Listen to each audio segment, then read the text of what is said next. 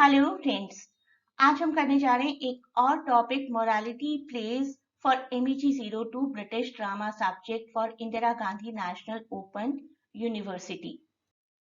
Before moving further, please do not forget to share and subscribe the channel and provide your valuable feedback in the form of comments. 2 videos of RTCs must to cover। सभी place भी आप अपने अच्छे से पढ़िए, उसके बाद इन दोनों RTC वीडियोस को कवर करिए and watch all the 5 videos that I am giving you for revision. This is the fourth revision question that I am covering. आपको मैं सभी क्वेश्चंस के लिंक डिस्क्रिप्शन में प्रोवाइड कर दूंगी, लेकिन साथ ही साथ अपने सभी प्लेस को अच्छे से पढ़ना बहुत जरूरी है। This is just a revision package that is being given. Morality place से रिलेटेड क्वेश्चन तो हर कॉम्पिटिटिव एग्जाम्स के लिए भी बहुत जरूरी है, तो सभी इसको अच्छे से कवर करिए, not only the IGNOU students. Morality plays were widely held in 15th and 16th century Europe और मेटाफोरिकल स्टोरीज हुआ करती थी अच्छाई और बुराई का मैसेज देने के लिए, क्रिश्चियन टीचिंग्स को लोगों तक पहुंचाने के लिए। मेडिवल पीरियड में हुआ करते थे most of the morality place और इनका इंटेंशन हुआ करता था मॉरल लेसन्स को इम्पार्ट करना अपनी ऑडियंस को, साथ ही साथ एंटरटेनमेंट ऑटोमेटिकली होता था। और मेजरली क्या सिंपैलिटी होती थी अलाइन विद ईदर गुड और इविल, वर्च्यू और वाइस। हमें पढ़ने के बाद क्या समझ में आता था? बुराई पर अच्छाई की जीत, something that we have always been writing in our school time while writing the essay on Dussehra. और इस तरह बुराई पर अच्छाई की जीत हुई, यही होते हैं morality place. Do not be overcome bye evil but overcome evil with good, ऐसा कुछ मैसेज मोरालिटी प्लेस हमें प्रोवाइड करते थे हमेशा। Everyman. This play is considered to be the greatest example of morality play. The Summoning of Everyman 1530 का play है। The plot is that the good and evil deeds of one's life will be tallied by God after death as in a record book. एक record book सबके लिए बनी है और सबके अच्छे बुरे कर्मों का हिसाब किताब किया जाएगा, जैसे कि इंडियन माइथोलॉजी में चित्रगुप्त को रोल दिया गया।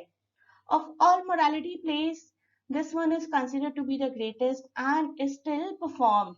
Everyman.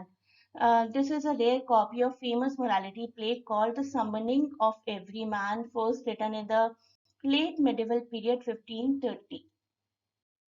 अब फीचर्स देखिए क्या होते हैं।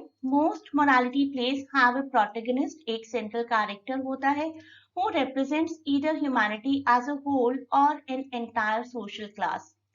सब लोगों के लिए वो एक रिप्रेजेंटेशन, एक मेटाफर होता है, वो central character. A dramatisation of the battle between the forces of good and evil in the human soul. हमारे अंदर ही अच्छाई भी है, हमारे अंदर ही बुराई भी है, और उस इनर स्ट्रगल को भी दिखाया जाता है।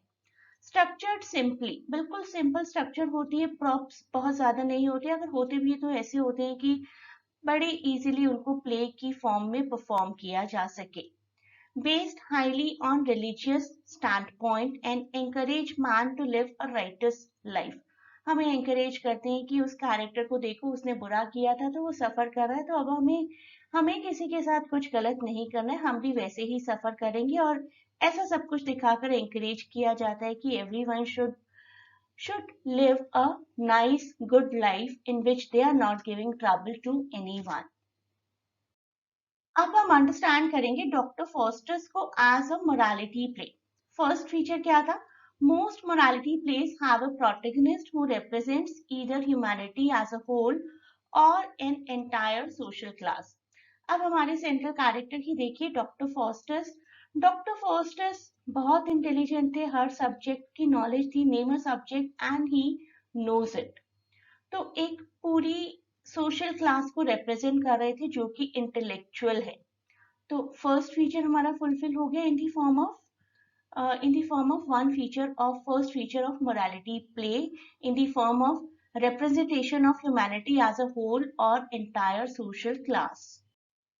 अब सेकेंड फीचर देखिए, dramatisation of the battle between the forces of good and evil in human soul. Doctor Faustus को ही इमेजिन करिए, डॉक्टर फोस्टर्स ने खुद कितनी बार सोचा था कि should I sign this deal with मेफिस्टोफेलिस and सेटन और not. Good evil, good angel, bad angel, ये सब कुछ रिप्रेजेंट हुआ था विद इन हिज पर्सनालिटी। बहुत सोचा था उन्होंने, बहुत सोच समझ कर साइन किए थे। इविल फोर्सेस ने उन्हें ज्यादा ऑक्यूपाई कर लिया था, that is why he sign that deal. तो कहीं ना कहीं एक बैटल तो जरूर थी between the forces of good and evil. We can not say entirely कि गुड सोल बिल्कुल भी प्रेजेंट नहीं थी डॉक्टर फॉस्टर्स की। गुड भी था, इविल भी था उन्हीं के अंदर, लेकिन इविल ने उनको ज्यादा डोमिनेट किया था, that was the thing. Third feature देखिए, स्ट्रक्चर्ड सिंपली। अगर आप देखेंगे तो कोई भी एडिशनल प्रॉप्स नहीं है इसमें, ऐसी प्रॉप्स या ऐसे कुछ लग्जूरियस सेट्स लगाने की जरूरत पड़े, सिर्फ कैरेक्टर्स के थ्रू बड़े इजीली पोर्ट्रे किया जा सकता था पूरे प्ले को। It could be perform easily almost in any public sphere. अगर हम आज भी चाहें तो सिर्फ कैरेक्टर्स की हेल्प से एक रूम में इस प्ले को परफॉर्म करवाया जा सकता है। Character and plot are more important rather than any kind of luxurious setting or luxurious properties. Fourth point, based highly on a religious standpoint. Religious standpoint की अगर हम बात करें किसी भी religion में, be it Muslims, be it Hindu, be it Christian, be it any other religion of the world, एक theory common होती है, वो theory है कर्मा theory। अगर आप अच्छे कर्म करेंगे तो आपके साथ अच्छा होगा, अगर आप बुरे कर्म करेंगे तो आपके साथ बुरा होगा। यही रिलीजियस स्टैंड पॉइंट हमें यहाँ पर दिखाया गया है कि किस तरीके से डॉक्टर फॉस्टर्स, जो कि बहुत इंटेलिजेंट थे शुरुआत में, अंत तक भी बहुत इंटेलिजेंट ही थे, ऐसा नहीं है, लेकिन उन्होंने अपनी पावर्स का मिसयूज करना जब शुरू किया तब उन्हें पनिश किया गया। That is the religious stand point. Christianity किस तरीके से इस प्ले में है, इसका आंसर भी आप इसी तरीके से कर सकते हैं। And last point, encourage man to live a righteous life. जब हमें कर्मास दिखा दिए जाते हैं कि अगर आप गलत कर रहे हैं तो देखिए आपके साथ कितना गलत हो रहा है, तो अपने यहाँ भी हर पर्सन अपने आप को फोर्स करता है कि we should also live a life in which we are not giving trouble to anyone. To encourage man to live a righteous life, that was the utmost purpose of any of the morality plays. So other than this particular question of morality plays, I have made you cover 4 more questions. This is the concept of characterization in modern drama, Renaissance period, Elizabethan tragedy, and features of romantic comedy. These are the most repeated questions of this subject. इसके साथ ही साथ आपको अपने सारे place पढ़ने हैं, place में से डायरेक्टली क्वेश्चंस भी आ सकते हैं, ये क्वेश्चंस भी आ सकते हैं, बहुत चांसेस है इन सभी क्वेश्चंस के आने के एग्जाम्स में। किसी ना किसी फॉर्म में डायरेक्टली और इनडायरेक्टली ये क्वेश्चंस आपको आ सकते हैं। इसी के साथ साथ मैंने आपको 2 वीडियोस आरटीसीज के भी प्रोवाइड किए हैं, तो आरटीसीज कवर करिए, सभी आरटीसीज कवर करिए, सभी प्लेस को सेल्फ अच्छे से कवर करिए, और ये 5 क्वेश्चंस कवर करिए, आपकी बहुत अच्छी रिवीजन हो जाएगी। This is just a revision package, not a shortcut to cover this subject. I am telling you again, इसको कोई शॉर्टकट समझकर मत करिए, प्लेस आपको बहुत अच्छे से डिटेल में कवर करने ही हैं। एक बार फिर से मैं आपको याद दिला दूं, these important RTC videos and these 5 videos of essay questions along with a detailed study of all the plays that will really help you out in your exam and that will really help you out to score good.